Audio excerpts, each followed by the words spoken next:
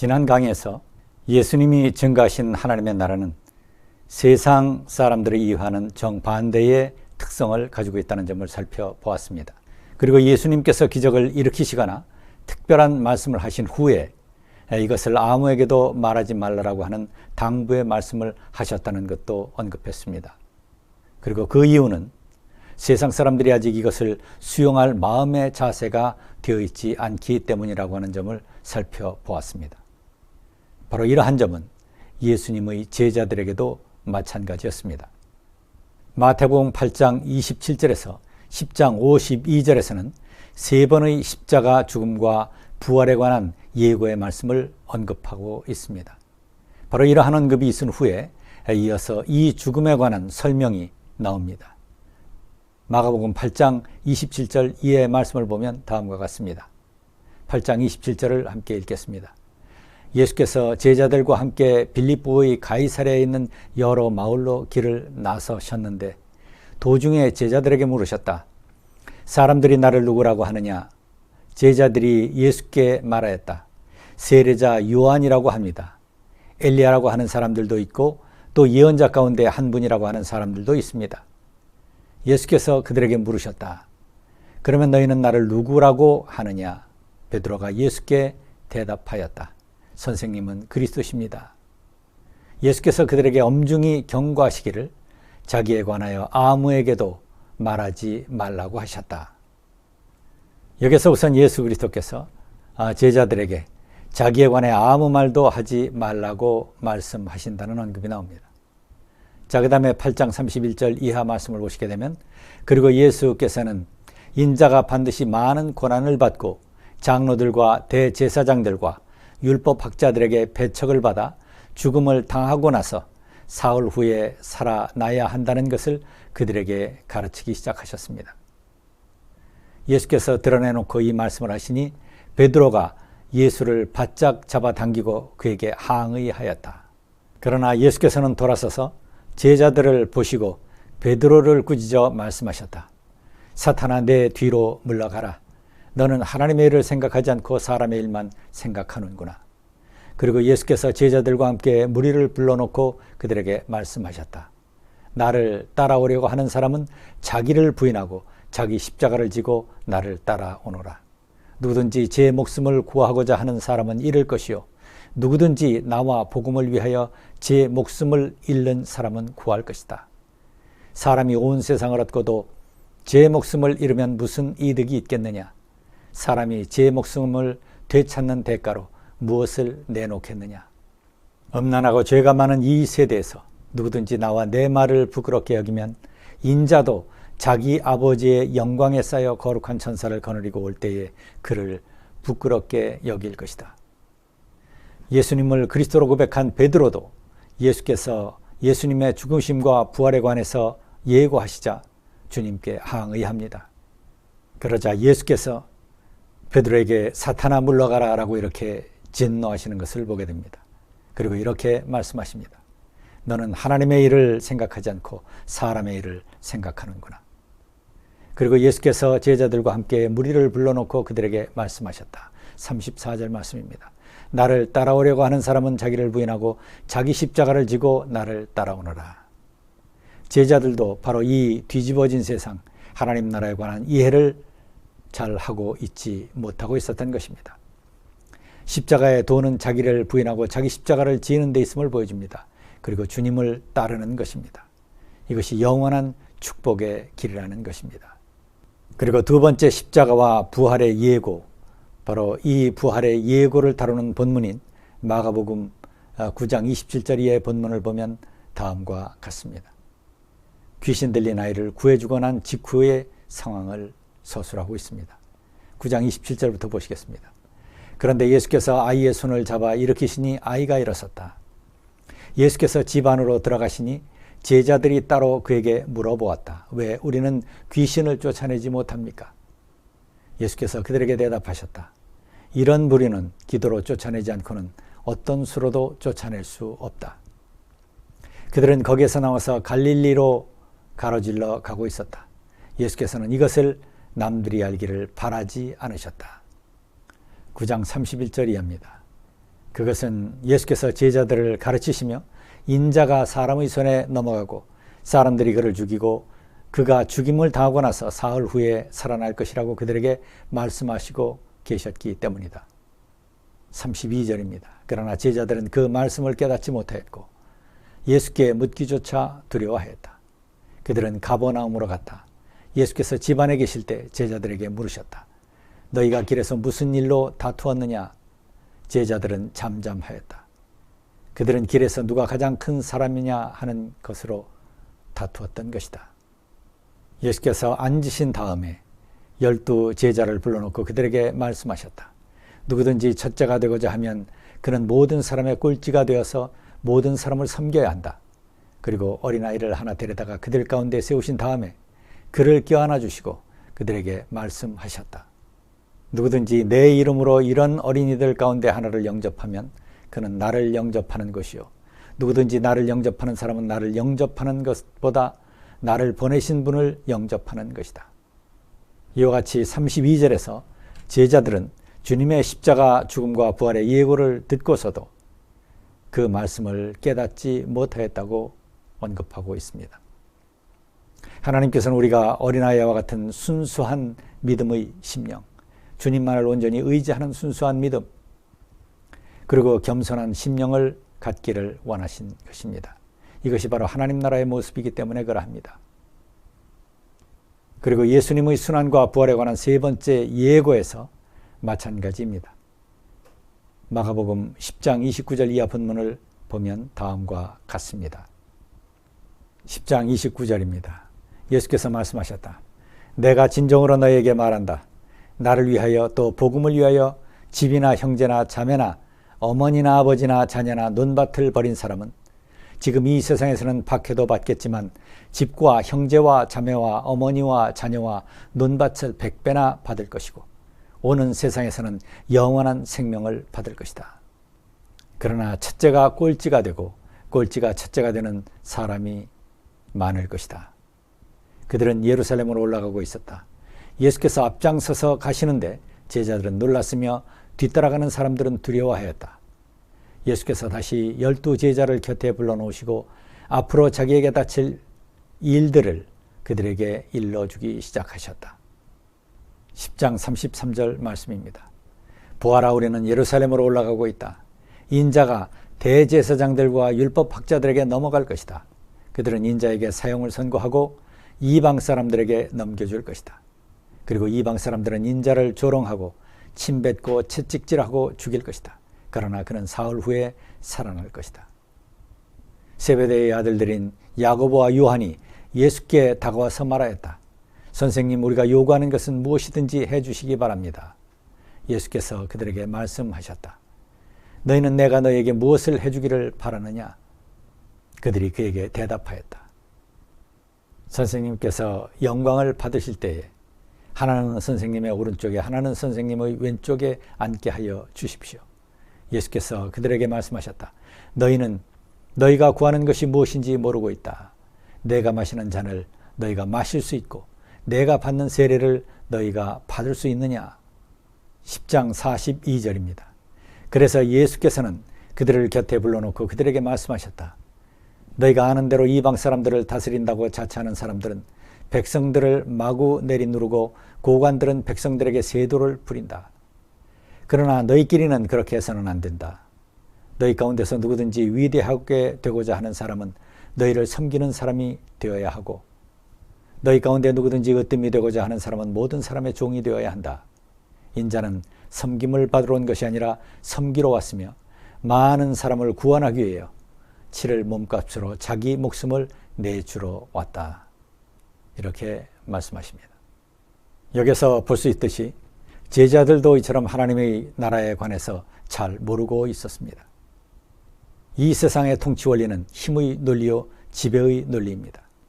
그리고 힘을 가진 사람들이 지배하며 통치하고 모든 사람이 이것을 가지려고 온갖 노력과 술수를 다 기울입니다. 하나님의 통치 원리는 사랑과 희생과 양보와 겸손이라고 하는 사실을 모르고 있었던 것입니다. 여기서 이렇게 주님의 오심을 잘못 이해하고 있는 제자들에게 바로 이 뒤집어진 나라, 하나님의 나라에 관해 설명하십니다. 하나님의 나라는 자기 자신을 십자가에 다하는 것이며 첫째가 꼴찌가 되는 세상이며 사랑이 승리하는 세상, 그리고 어린아이의 단순하고 순수한 믿음, 그리고 그냥 온전히 주님께 맡기는 믿음이 승리하는 세상이라고 하는 사실을 선포하고 계신 겁니다. 이 세상에서는 세상 권력과 지위를 누가 가졌느냐의 여부, 얼마나 많이 가졌느냐의 여부가 사람에 대한 평가 기준입니다. 그러나 하나님의 평가 기준은 하나님을 향한 영혼의 순수함, 그리고 사랑과 겸손의 삶, 그리고 하나님에 대한 믿음과 신실함입니다. 바로 이것이 하나님을 기쁘게 하는 기준이요, 하나님 나라의 평가 기준인 것입니다. 그 하나님 나라는 모든 것이 뒤집어진 세상입니다. 혁명적 세상입니다. 세계관이 완전히 뒤바뀌어 있는 세상인 것입니다. 그리고 모든 사고와 행동의 전복이며 관점의 완전한 전환입니다. 안경의 색깔을 완전히 바꾸는 우선순위의 변혁입니다. 그리고 가치관의 변혁입니다. 세상 사람들은 이것을 거부하며 이럴 수 없다고 말하지만 주님은 이것만이 길이라고 말씀하십니다. 세상 모든 사람들이 다 가는 넓고 쉬운 길, 이기적 본능의 길을 가지 말고 좁은 길을 가라고 말씀하고 계십니다. 자기를 내어주는 십자가의 길을 가라고 말씀하고 계신 것입니다. 앞서 살펴본 대로 마가복음 8장 34절 이하 말씀을 보시면 예수께서 이렇게 말씀하십니다. 나를 따라오려고 하는 사람은 자기 자신을 부인하고 자기 십자가를 지고 나를 따라오너라.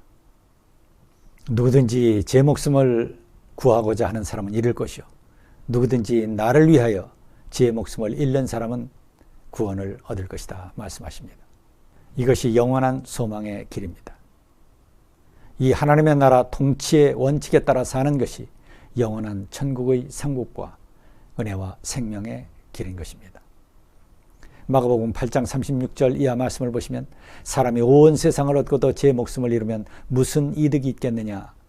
사람이 제 목숨을 되찾는 대가로 무엇을 내놓겠느냐? 음란하고 죄가 많은 이 세대에서 누구든지 나와 내 말을 부끄럽게 여기면 인자도 자기 아버지의 영광에 쌓여 거룩한 천사들을 거느리고 올 때에 그를 부끄럽게 여길 것이다. 이렇게 말씀하고 계십니다. 우리는 부족합니다. 우리 안에는 아직 육성이 있습니다. 그래서 항상 주님을 의식하며 살아야 하고 내 안에 내주하시는 주님의 음성에 귀를 기울이는 삶을 살아야 합니다. 사탄과의 전쟁에서 승리해야 하는 것입니다. 이 싸움은 이미 승리가 보장된 싸움입니다. 주께서 이미 승리를 이루셨습니다. 요한복음 16장 34절 내가 이미 세상을 이겼노라 이렇게 말씀하고 계십니다. 우리들에게 우선 주님에 대한 믿음이 필요합니다. 내 믿음이 너를 구원하셨다 말씀하십니다. 그리고 인내가 필요합니다. 마가복음 13장 13절에서 너희는 내 이름 때문에 모든 사람에게서 미움을 받을 것이다. 그러나 끝까지 견디는 사람은 구원을 받을 것이다 말씀하십니다. 그리고 기도가 필요합니다. 겟세마네 동산에서 예수께서 베드로에게 말씀하십니다. 14장 38절 너희는 유혹에 빠지지 않도록 깨어서 기도하라. 마음은 원하지만 육신이 약하구나. 인내가 필요하고 깨어 기도함이 필요한 것입니다. 주님과의 끊임없는 교제와 교통이 필요한 것입니다. 요한복음에서는 이것을 다음과 같이 선포합니다. 요한복음 15장 3절 이하 말씀을 함께 보시겠습니다. 너희는 내가 너희에게 말한 그 말로 말미암아 이미 깨끗하게 되었다. 내 안에 머물러 있어라. 그리하면 나도 너희 안에 머물러 있겠다. 가지가 포도나무에 붙어있지 아니하면 스스로 열매를 맺을 수 없는 것과 같이 너희도 내 안에 머물러 있지 아니하면 열매를 맺을 수 없다. 나는 포도나무여 너희는 가지다. 사람이 내 안에 머물러 있고 내가 그 안에 머물러 있으면 그는 많은 열매를 맺는다. 너희는 나를 떠나서는 아무것도 할 수 없다. 사람이 내 안에 머물러 있지 아니하면 그는 쓸모없는 가지처럼 버림을 받아서 말라 버린다. 사람들이 이것을 주워 모아다가 불에 던져서 태워 버린다. 너희가 내 안에 머물러 있고 내 말이 너희 안에 머물러 있으면 너희가 무엇을 구하든지 다 그대로 이루어질 것이다. 너희가 열매를 많이 맺어서 내 제자가 되면 이것으로 내 아버지께서 영광을 받으실 것이다. 아버지께서 나를 사랑하신 것 같이 나도 너희를 사랑하였다. 너희는 내 사랑 안에 머물러 있으라. 너희가 내 계명을 지키면 내 사랑 안에 머물러 있을 것이다. 그것은 마치 내가 내 아버지의 계명을 지켜서 그 사랑 안에 머물러 있는 것과 같다. 내가 너희에게 이러한 말을 한 것은 내 기쁨이 너희 안에 있게 하고 또 너희의 기쁨이 넘치게 하려는 것이다. 내 계명은 이것이다. 내가 너희를 사랑한 것과 같이 너희도 서로 사랑하여라. 고린도후서 3장 15절에서 18절, 여기서 사도 바울은 이렇게 말씀하십니다. 오늘날까지도 그들은 모세의 글을 읽을 때에 그 마음에 너울이 덮여 있습니다. 그러나 사람이 주님께로 돌아서면 그 너울은 벗겨집니다. 주님은 영이십니다. 주님의 영이 계신 곳에는 자유가 있습니다. 우리는 모두 너울을 벗어버리고 주님의 영광을 바라봅니다. 이렇게 해서 우리는 주님과 같은 모습으로 변화하여 점점 더 큰 영광에 이르게 됩니다. 이것이 영이신 주님께서 하시는 일입니다. 우리가 주님을 의식하며 살면, 그리고 주님의 영광을 바라보며 살면, 그리고 주님 안에 거하면 우리는 주님과 같은 모습으로 변화하여 점점 더 큰 영광에 이르게 된다는 사실을 선포하고 있는 것입니다. 사람이 주께로 돌이키면 율법주의적인 너울에서 벗어납니다. 그리고 이기적 너울이, 죄된 너울이 벗겨지게 됩니다. 그리고 성령께서 허락하시는 자유함을 누리게 됩니다. 우리의 신앙적 성장은 믿음으로 주님의 영광을 바라보는 데 있습니다. 주님께 돌아가는 데 있습니다. 18절 말씀에 영이신 주께서 이것을 가능하게 해주신다고 말씀하고 있습니다. 이것은 영이신 주님께서 하시는 일입니다. 아포 퀴리우 푸네우마토스라고 말씀하십니다. 영적 전쟁에서 승리하기 위해서 예수님의 전신 갑주를 입어야 하는 것입니다. 에베소서 6장 10절 이하 말씀을 보시겠습니다. 끝으로 말합니다. 여러분은 주님 안에서 그분의 힘찬 능력으로 굳세게 되십시오. 악마의 관계에 맞설 수 있도록 하나님이 주시는 온 몸을 덮는 갑옷을 입으십시오. 6장 12절 말씀입니다. 우리의 싸움은 인간을 적대자로 상대하는 것이 아니라 통치자들과 권세자들과 이 어두운 세계의 지배자들과 하늘에 있는 악한 영들을 상대로 하는 것입니다. 그러므로 하나님이 주시는 무기로 완전히 무장하십시오. 그래야만 여러분이 악한 날에 이 적대자들을 대항할 수 있으며 모든 일을 끝낸 뒤에 설 수 있을 것입니다. 그러므로 여러분은 진리의 허리띠로 허리를 동이고 정의의 가슴막이로 가슴을 가리고 버티어 서십시오. 발에는 평화의 복음을 전할 자비를 하십시오. 이 모든 것에 더하여 믿음의 방패를 손에 드십시오. 그것으로서 여러분은 악한 자가 쏘는 모든 불화살을 막아 꺼버릴 수 있을 것입니다. 그리고 구원의 투구를 받고 성령의 검, 곧 하나님의 말씀을 받으십시오. 온갖 기도와 간구로 언제나 성령 안에서 기도하십시오. 이것을 위하여 늘 깨어서 끝까지 참으면서 모든 성도를 위하여 간구하십시오. 이렇게 선포하고 있습니다. 승리는 보장된 것이고 주님께서 이루어 가십니다. 우리의 몫은 예수님의 메시아적 권능을 믿는 것, 그리고 주님의 사랑과 구원을 믿는 것, 우리가 주님 안에 거하기만 하면 반드시 승리한다라고 하는 사실을 믿는 것, 그리고 매일의 삶 속에서 영적으로 깨어서 주님을 의식하며 사는 것입니다. 마가복음은 특히 주님에 대한 이러한 믿음을 강조하는 진리의 책입니다. 특히 제자들의 믿음 없음을 보여줌으로써 역설적으로 이 믿음이 얼마나 중요한가를 강조하고 있는 책입니다. 마가복음 16장 5절 이하 말씀을 보시겠습니다. 그 여자들은 무덤 안으로 들어가서 웬 젊은 남자가 흰옷을 입고 오른쪽에 앉아있는 것을 보고 몹시 놀랐다. 그가 여자들에게 말하였다. 놀라지 마시오. 그대들은 십자가에 못 박히신 나사렛 사람 예수를 찾고 있지만 그는 살아나셨소. 그는 여기에 계시지 않소. 보시오, 그가 안장했던 곳이오. 그러니 그대들은 가서 그의 제자들과 베드로에게 말하기를 그는 그들보다 먼저 갈릴리로 가실 것이니 그가 그들에게 말씀하신 대로 그들은 거기에서 그를 볼 것이라고 하시오.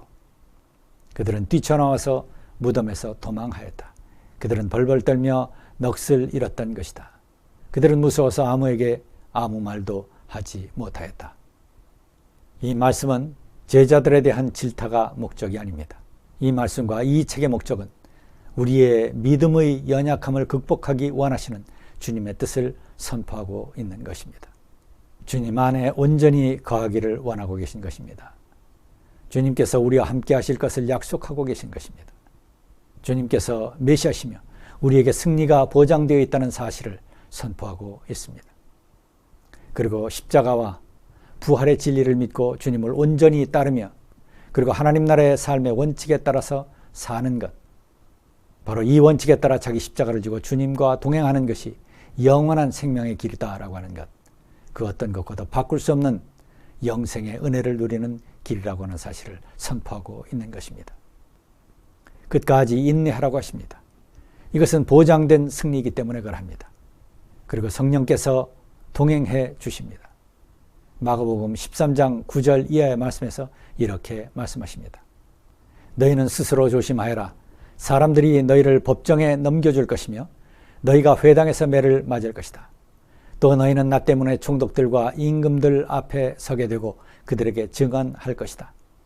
먼저 복음이 모든 민족에게 전파되어야 한다. 13장 11절입니다. 사람들이 너희를 끌고 가서 넘겨줄 때에 너희는 무슨 말을 할까 미리 걱정하지 말아라. 무엇이든지 그 시각에 말할 것을 너희에게 지시하여 주시는 대로 말하여라. 말하는 이는 너희가 아니라 성령이시다. 이처럼 성령께서 우리 안에 역사하심을 보여주고 있습니다. 우리의 믿음의 중요한 전제입니다. 그리고 이어서 13장 12절에서 다음과 같이 선포하십니다. 형제가 형제를 죽음에 넘겨주고 아버지가 자식을 또한 그렇게 하고 자식이 부모를 거슬러 일어나서 부모를 죽일 것이다. 너희는 내 이름 때문에 모든 사람에게서 미움을 받을 것이다. 그러나 끝까지 견디는 자는 구원을 받을 것이다. 주님께서 성령으로 우리와 함께 하시며 우리가 고난의 시간에 무슨 말을 해야 할지까지도 알려주시며 지켜주심을 믿고 끝까지 견디는 것, 이것이 우리의 믿음이어야 한다는 사실을 선포하고 계십니다. 여기에 사용된 헬라어 동사가 휘포메노라고 하는 단어입니다. 이것은 끈기 있게 참을성을 가지고 기다린다라고 하는 것을 의미합니다.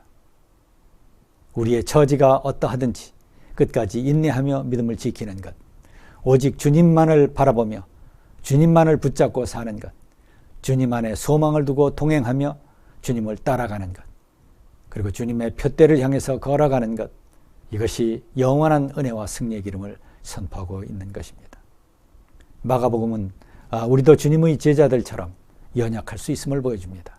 그러나 역설적으로 그 반대의 길, 곧 믿음과 승리의 길을 제시하는 소망의 책인 것입니다.